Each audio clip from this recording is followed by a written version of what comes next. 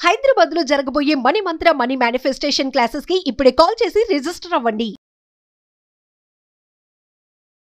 విశ్వోపప్లవశమనైకబద్ధదీక్షం విశ్వాసస్తవకితచేతసాం జనానాం పశ్యామః ప్రతినవకాంతికందళార్ద్రం పశ్యామః పథి పథి సత్శైశవం మురారేః.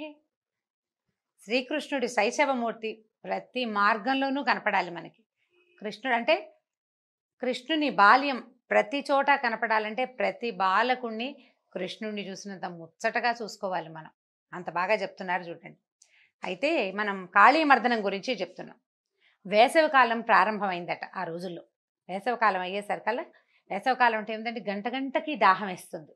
ఎక్కడ నీళ్లున్నాయా అని జంతువులు, పశువులు, మనుషులు కూడా వెతుకుతూ ఉంటారు. ఈ గోపబాలుడు గోపాలకులు కృష్ణుడు బలరాముడు కూడా అన్నం తెచ్చుకుంటారు కానీ నీళ్లు తెచ్చుకోరు. నీళ్ళకి వీళ్ళకి యమునా నది ఉంది, చెరువులు ఉన్నాయి, మడుగులు ఉన్నాయి, బోలెడు. అయితే ఏమైందట, ఈ ఒకనాటి వేసవకాలం నాడు బలరాముడు రాలేదట. కృష్ణమూర్తి ఒక్కడే మిత్రులతోటి గోవులను తోలుకుని బయలుదేరాడు. మధ్యాహ్నం అవుతుంటే గోపబాలు అసలు మధ్యాహ్నం దాకా ఆగలేకపోతారు. 9కో 10కో చద్దనం తిన్నారు, మధ్యాహ్నం తినేసరికి కొంచెం చల్లగా ఉంటుంది. తర్వాత ఇంకో గంటన్నర అయ్యేసరికి దాహం వేస్తుంది. వీళ్ళు ఏం చేశారు, ఈ గోపబాలుడు గోవులతో సహా ఈ మడుగుని సమీపించారు. ఏ మడుగులో అయితే కాళీయ సర్పం ఉందని చెప్పుకున్నామో దానికి దగ్గరగా వచ్చారు. వచ్చేసరికల్లా దాహం వేస్తోంది. వీళ్ళకి ఇది మంచిది కాదు అని చెప్పగలిగే పెద్దవాళ్ళు ఎవరు ఈ పిల్లల సమీపంలో లేరు. ఈ మడుగు మంచిది కాదని వీళ్ళకి తెలియదు అసలు. ఇంతలో ఏమైంది, ఈ పిల్లలు గబుక్కున ఈ నీళ్ళల్లోకి వెళ్ళిపోయారు. అంటే పరామర్శ లేదు, చుట్టుపక్కల ఏమిటి ఏది పచ్చదనం లేదు, నీళ్ళు ఏమిటి ఒక రకంగా ఉన్నాయి, ఇక్కడ వాసన బాగుండలేదు, అలా అని తోచలేదన్నమాట. మన ప్రాంతమేనన్న దీంతో ఒక రకమైన తొందరపాటు, పిల్లలకి కొంత అజాగ్రత్త ఉంటుంది, తెలిసి తెలియనితనం. దాంతో నీళ్ళల్లో దిగేశారు. దిగటము ఈ నీరు కొద్దిగా ముట్టుకున్నారంతే, నోట్లోకి తీసుకున్నది కూడా లేదు, మరణించారట. ఈ యోగేశ్వరేశ్వరుడైన కృష్ణుడు బాలురందరికీ రక్షణగా ఉన్నాడు. ఆయన ఏం చేశాడు, అమృతం వర్షించే తన చూపుతోటి పిల్లల్ని గోవుల్ని బతికించేశాడు. అంటే గొడ్లు కూడా దిగినాయి లోపలికి, కాస్త ఆవులు ఇవి కూడా దిగినాయి, బయటకు వచ్చేసారు. వాళ్ళు వెంటనే జీవించేశారు కానీ వాళ్ళు మొదట తాము మరణిస్తున్నా ఏదో అయిపోతాం తమకని తెలిసింది. క్షణాల్లో తాము మామూలుగా అయిపోయి ఒకళ్ళనొకళ్ళు ముట్టుకు చూసుకున్నారు, ఏమిట్రా మనకేం కాలేదు అని. అప్పుడు ఏమనుకున్నాడంటే కృష్ణుడు ఎలా భావించాడు, ఈ మడుగుని పానయోగ్యంగా చేయాలి, ఈ నీళ్ళని. ఇలాంటి మడుగు ఇట్లా గోవులు మనుషులు వచ్చే మధ్యలో ఇంత విషతుల్యమైన మడుగు ఎందుకు ఉండాలని భావించాడు ఆయన. ఏం చేశాడు, అటు ఇటు చూస్తే ఆ నీటి మీద వచ్చే ఈ వేడి విషపు గాలికి చెట్లన్నీ మాడిపోయినాయని చెప్పుకున్నాగా, ఏమీ పచ్చదనం లేదు. ఒక ఎత్తైన కడిమి చెట్టు మాత్రం పచ్చగా నిలిచి ఉందిట. ఒకే ఒక చెట్టు ఉంది అక్కడ. ఆ చెట్టు మీదట పూర్వం గరుత్మంతుడు ఆ చెట్టు మీద వాలేట. ఆ చెట్టు అందుకని ఆ చెట్టుకి సర్పాల విషం ఆ చెట్టుని ఏమీ తెలియదు. గరుడమణి ఉన్న చోట గారుడమణి గురించి చెప్తుంటారు. గారుడమణి ఉంటే సర్పం దగ్గరికి రాదని, గారుడ విద్య ఉన్నవాడికి రాదని, సర్పాలని కంట్రోల్ చేస్తుందని. ఇట్లా గద్ద కనపడిందంటే పాములు పారిపోతాయని చెప్పుకుంటుంటాం మనం కూడా ఇప్పుడు. అయితే ఈ ఎత్తైన చెట్టు మాత్రం ఉంది. కడిమి చెట్టు అంటే బహుశా మన అమ్మవారికి పెట్టుకుంటాం పువ్వులు, కదంబ వృక్షం లాంటిది అని అనిపిస్తుందండి. ఖచ్చితంగా అవునో కాదో నాకు కూడా తెలీదు, కానీ ఈ రెండు ఒకటేనన్న భావన మాత్రం అనిపిస్తోంది మరి. అయితే ఈ పైకి ఎక్కిన చెట్టు పైకి ఎక్కాడు. పైదాకా ఎక్కిన తర్వాత ఏం చేశాడు, పైన వచ్చిన ఉత్తరీయం లాంటిది అది నడువుకి దట్టిలాగా గట్టిగా కట్టి చెట్టు ఎక్కాడు. ఎక్కిన తర్వాత బాగా ఎత్తుకెక్కి చూసుకున్నాడు అనమాట, కిందకి నీళ్ళలో పడతామా పడమా అని.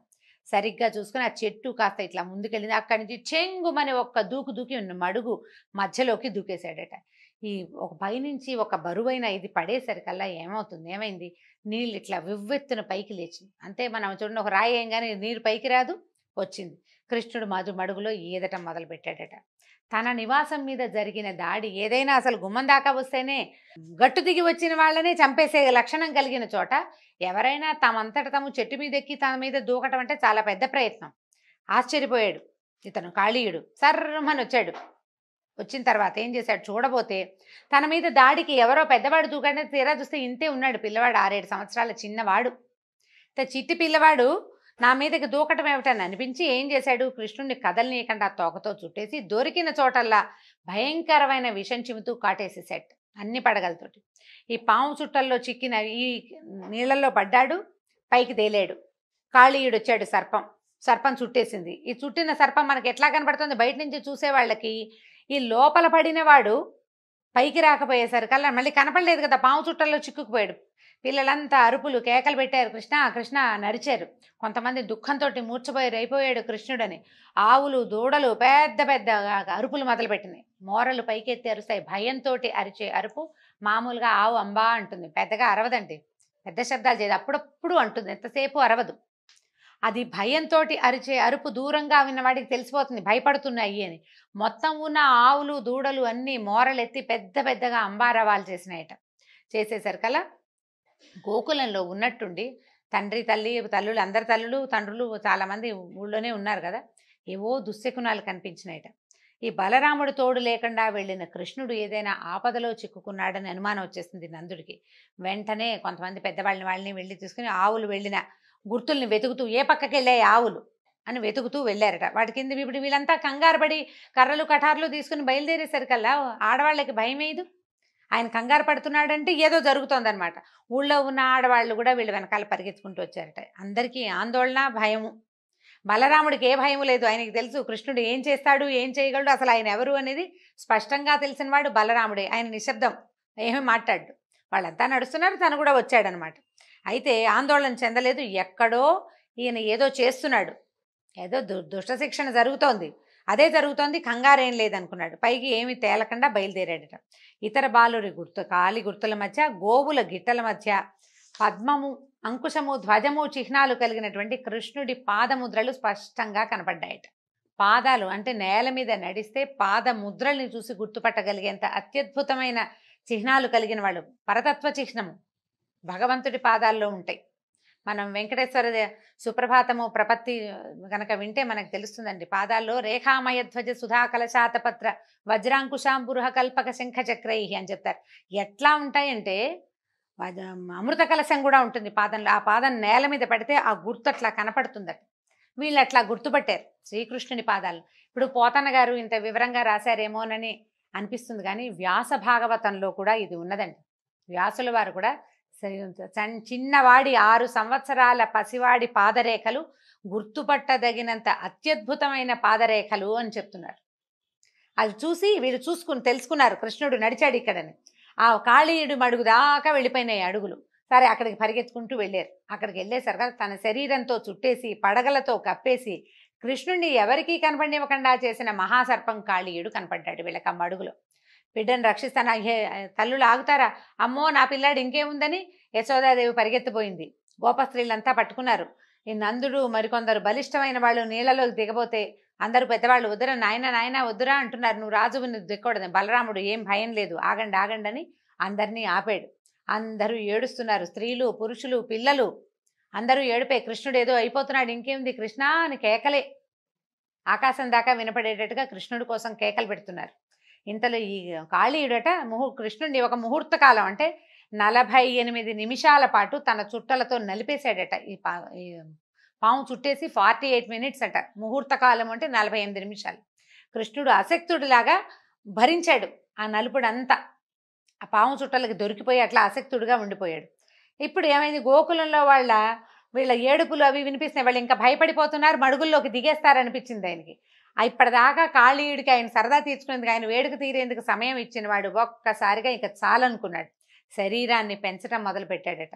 శ్రీకృష్ణుడు పడగలు లేస్తూ ఉంటే ఇతను శరీరం పెరుగుతుండేసరికల్లా అదిమి ఉంచిన పడగల మీద ఒత్తిడి, పడగలు 100 పడగలు ఉన్నాయట అతనికి.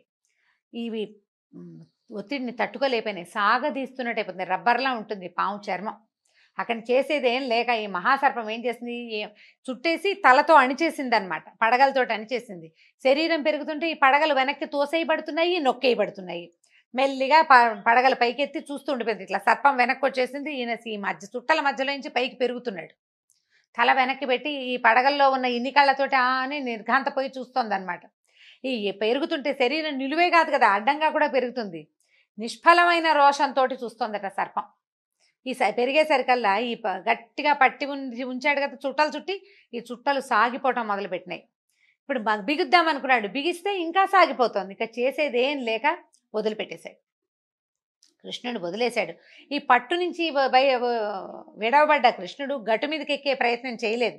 చేయకుండా ఏం చేశాడు, దాంతో ఆడడం మొదలుపెట్టాడు. ఆ సర్పంతో వేగంగా దాని చుట్టూతా ఈదుతున్నట్టు. ఈ సర్పం కూడా తన చుట్టూతా ఈదేవాడి మీద కాటు వేయటానికి పడగలు విసురుతూనే ఉంది. పాము కూడా ఊరుకోదు, ఆ గుణం లేదనమాట. 100 కాదండి 101 పడగలు ఉన్నాయట కాళీయుడికి. ఈ 101 పడగల్ని తిప్పుతోంది, అటు తిప్పి ఇటు తిప్పి. ఎప్పుడు అవకాశం వస్తే ఏ పడగతో కుదిరితే ఆ పడగతో కాటేద్దామని ప్రయత్నం చేస్తోంది. అట్లా కాసేపు ఆడి కృష్ణుడు ఒడుపుగా దాని మెడ పట్టుకుని పడగల మీదకి ఎక్కేశాడు. సర్పం తల మీదకి ఎక్కాడనమాట. ఈ సర్పపు పాము తాలూకు పడగల మీదకి నిలబడేసరికి పద్మాలు ఎర్రగా ఉంటాయి అరిపాదాలు. ఆ ఎర్రటి స్వామివారి పాదాలు పడగల మీద ఉన్న మణుల స్పర్శతోటి పద్మాల్లాగా మెరవడం మొదలుపెట్టాడు. ఈ పాము సర్పము దివ్య సర్పం. ప్రతి పడగ మీద దానికి మణి ఉంది.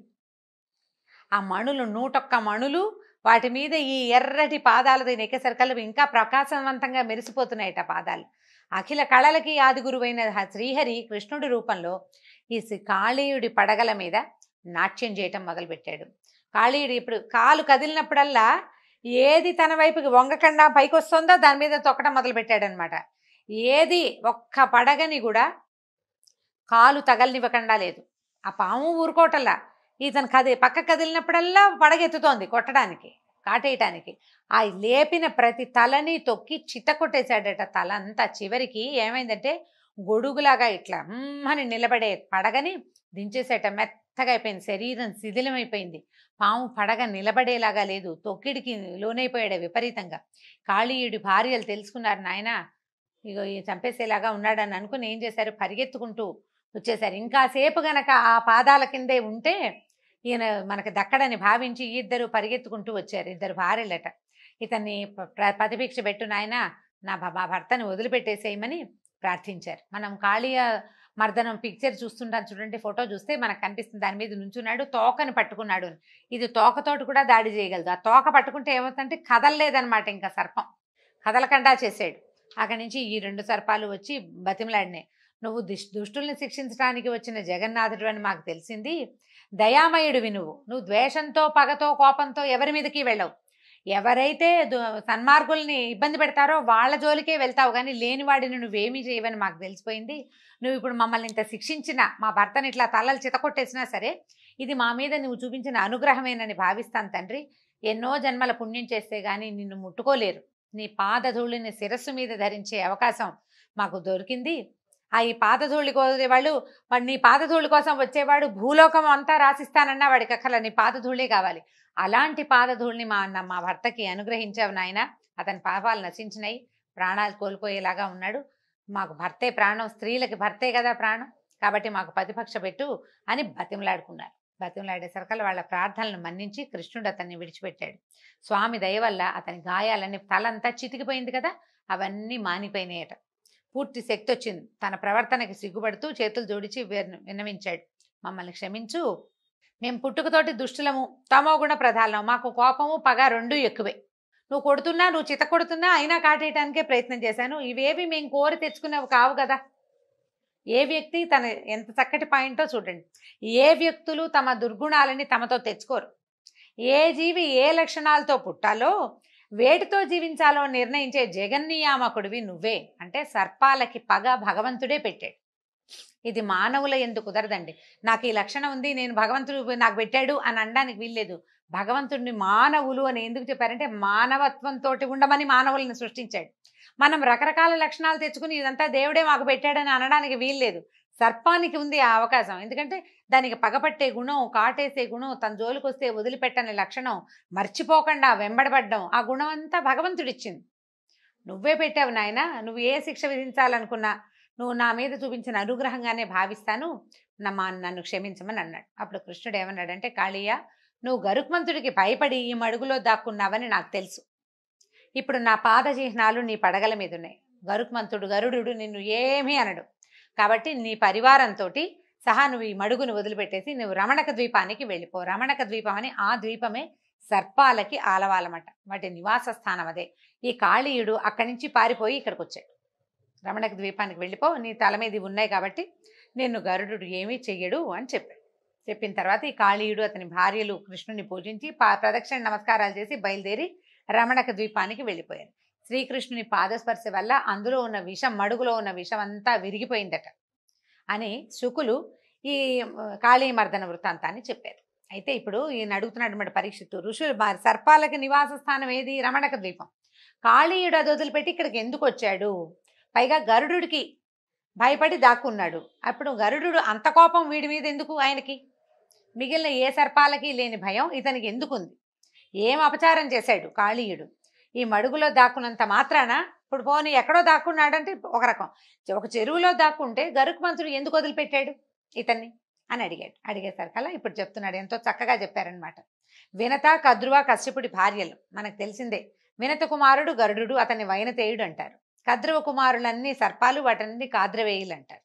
అయితే ఈ రమణక ద్వీపంలో ఉన్న వీళ్ళకి ఏంటంటే సర్పాలని గరుడుకి ఆహారంగా నిర్ణయించారు. అది జగద్విదితమే ఆ సంగతి. ఈ రమణక ద్వీపంలో ఉన్న సర్పాలని గరుడు స్వేచ్ఛగా భక్షించేవాడు. నాగులకి భయం పట్టుకుంటా, ఇలా వదిలేస్తే ఈయన అందరినీ తినేస్తాడు, మన జాతే మిగలదని వాసుకి మొదలైన వాళ్ళు, ఆదిశేషువు వాసుకి సర్పాలలో ఆద్యులు కదా, వాళ్ళు ఏం చేశారంటే గరుడుతోటి ఒక ఒప్పందం చేయించారు. వాసుకే చేసుకున్నాడు. ఆదిశేషువు ఎప్పుడూ మనకి విష్ణుమూర్తితోటే ఉన్నాడు. ఆయన ఇంకా తన జాతి వాళ్ళతోటి కలిసిన దాఖలాలు కనపడవు మనకి ఎప్పుడు. వాసుకి మాత్రం తమ సర్పజాతితోటి రాజుగా ఉన్నాడనమాట. ఒక ఒప్పందం ఏం చేశారంటే సర్పాలు ప్రతి నెల, అంటే ఈ మానవులు ఏం చేసేవాళ్ళు, తమకి సర్పాలు తమనేమి చేయకుండా ఉండటం కోసం ఆహారాన్ని సమర్పించేవారు. తమ వంతు ఆహారాన్ని ప్రతి నెల అమావాస్య నాడు ఎవరు ఏమీ తినకుండా ఒక చెట్టు కింద ఉంచుతాము, దాన్ని స్వీకరించి నువ్వు ఒక సర్పాలని మాత్రం వదిలిపెట్టేసి ఇట్లా ఎంతసేపు ఎప్పుడు కనబడితే అప్పుడు చంపేయొద్దని బతిమలాడుకున్నారు. సరే, ఒప్పుకున్నారు. అయితే ప్రతి నెల అమావాస్య నాడు కదా ఆహారాన్ని సమర్పించేది. ఈ కాళీయుడికి కూడా ఆ ఛాన్స్, ఆ వంతు వచ్చిందనమాట. అయితే ఈ వంతు ఏంటంటే కాళీయుడు అసాధారణ విషశక్తి సంపన్నుడు. 101 పడగలున్నాయి. అతని విషశక్తి సామాన్యమైంది కాదట. అంటే ఇది ఒక ప్రత్యేకమైన సర్పం అనమాట. దాంతో అతను ఏంటంటే దూరంగా ఉన్న జీవులనేమో విషం చిమ్మి చంపగలడు, దగ్గరగా వచ్చిన వాళ్ళని కాటందుకుంటాడు. అతని విషం బారిన పడితే బతకడం అసాధ్యం ఏ ప్రాణి అయినా సరే. దాంతో విషగర్వంతో వెర్రవీగుతున్నటువంటి కాళీయుడు గరుడుని లెక్క చేయకుండా ఆయనకి ఇవ్వాల్సిన ఆహారాన్ని తనే భుజించేశాడు, తినేశాడు. ఒప్పందం ప్రకారం చేయాలి కదా. గర్వం ఏం చేస్తాడో చూద్దామనేసరికల్లా సరే ఈ కాళీయుడు చేసిన పని గరుత్మంతుడికి తెలిసిపోయింది. ఆయన ఏం చేశాడు, కోపంతో మండిపడుతూ ఈ మహాసర్పం ఉంటున్నటువంటి చెట్టు దగ్గరకు వచ్చాడు. కాళీయుడు భయపడలా, భయం ఏం లేదు. ఎందుకంటే నా విషయం ఇంత గొప్పది, నేను చాలా గ్రేట్ అన్న భావంతో ఉన్నాడు కదా. ఉవ్వెత్తున ఈ 100 పడగలతోటి లేచి ఈ గరుత్మంతుడిని కాటేసరికల్లా ఈ గరుత్మంతుడిని ఆ విషయం ఏమీ చేయలేదు. ఇలాంటి 100 పాములు కాటేసినా ఆయనకి అయ్యేదేం లేదు. తనకి ఇవ్వాల్సిన ఆహారం తనకి ఇవ్వకుండా, అంటే చేసుకున్న ఒప్పందాన్ని గౌరవించకుండా పొగరుతోటి తన మీదకే దాడి దిగిన ఈ సర్పాన్ని ఏం చేశాడంటే ఎడమ రెక్క చాచి కొట్టాడట. అసలు బంగారు కాంతులతో మెరిసిపోతూ ఉంటుందట ఆయన రెక్కలు, బంగారపు రెక్కలు. కొట్టేసరికల్లా ఈ సర్పం కాస్త దానికి ఏమైపోయిందంటే ఎక్కడికక్కడ శరీరంలో సందులన్నీ ఊడిపోయినాయి అనమాట. అంటే అన్ని కీళ్లు విరిగినంత పని అయింది. ఆ దెబ్బ తట్టుకోవడం చాలా కష్టం. ఈ గరుత్మంతుడు పొడిచి చంపి ఉండవచ్చు, ఆ పని చేయలేదు. చంపనని ముందే నాగులకి మాట ఇచ్చున్నాడు కదా. కోపం వచ్చింది ఆయనకి, ప్రశ్నిద్దామని వచ్చాడు. ఈ ప్రశ్నిద్దామని వస్తే అవతలవాడు ప్రశ్నకి సమాధానానికి అవకాశం ఇవ్వకుండా దాడికి దిగినప్పుడు ఏం చేయాలి, అందుకని కొట్టాడు. ఈ కొట్టిన దెబ్బకి ఏమైంది, పడ్డాడు, చాలా ఒళ్ళంతా చితికిపోయింది, ఎక్కడికక్కడ కీళ్ళు వాళ్ళు ఊడిపోయినట్టు అయిపోయినాయి. ఏం చేశాడు, సరసరా పాకుతూ ఈ యమునా నదీ తీరంలో ఉన్న మడుగులోకి ప్రవేశించాడు. అయితే ఈ యమునా నదీ తీరంలో మడుగుంటే గరుడుకి ఏం కష్టం అండి, ఆయన ఎక్కడికైనా వెళ్ళగలడు. కానీ ఈ మడుగులోకి ప్రవేశార్హత లేదట గరుత్మంతుడికి. అందుచేత ఆయన వదిలిపెట్టేశాడు. దాంతో కాళీయుడు ఇక్కడే ఉండిపోయాడు. అయితే ఈ మడుగులోకి గరుత్మంతుడు ఎందుకు వెళ్ళలేకపోయాడు, ఎట్లా కాళీయుడు ఇక్కడ రక్షణ పొందాడో వచ్చే కథలో విందామండి. అయితే ఈ కాళీయమర్దన గాథని వినేవాళ్ళు, చదివేవాళ్ళు, చెప్పించుకుని వినేవాళ్ళకి కూడా విషభయం ఉండదని, విషం తాలూకు ప్రమాదాలకి లోనుగారని వ్యాసల వారే స్వయంగా సెలవిచ్చారు. దీంతో భాగవత కథాసుధ ఈరోజు భాగం సమాప్తం. మళ్ళీ కలుసుకుందాం. నమస్కారం.